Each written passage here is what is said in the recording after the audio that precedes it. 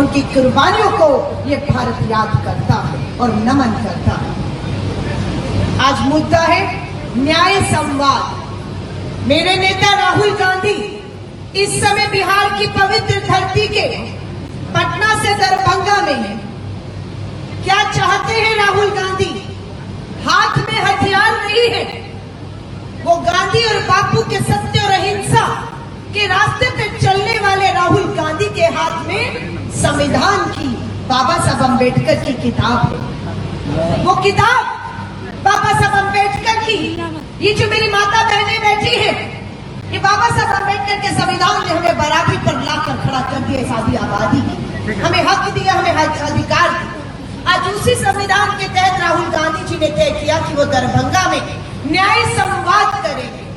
पूरे बिहार में शिक्षा न्याय संवाद होगा, रोजगार न्याय संवाद होगा, नारी न्याय संवाद होगा।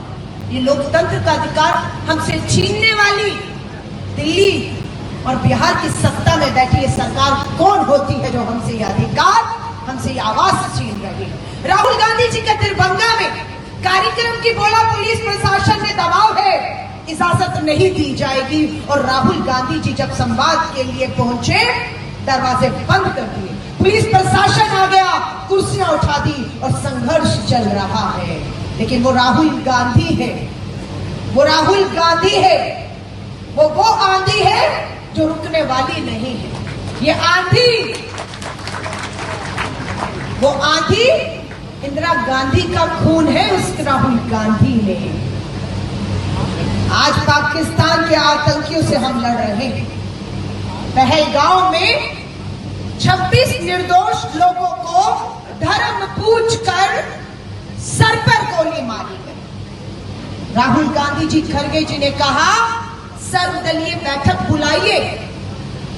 कैसे आतंकी हमारे घर, हमारी सरहद, हमारा कश्मीर, हमारे पहलगांव में घुसता है और देखते देखते निर्दोष 26 लोगों को सर पर गोली मारता है।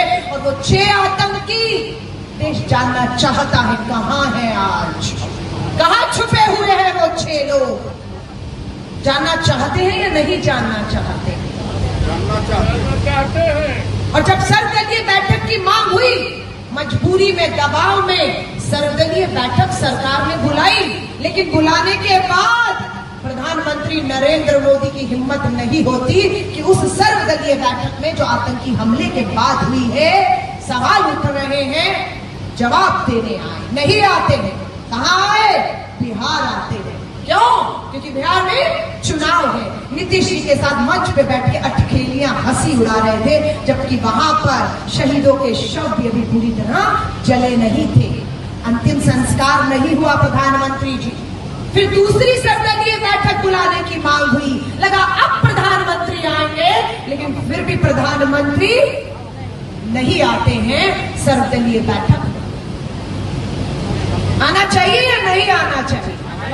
देश के प्रधानमंत्री को आना चाहिए था या नहीं?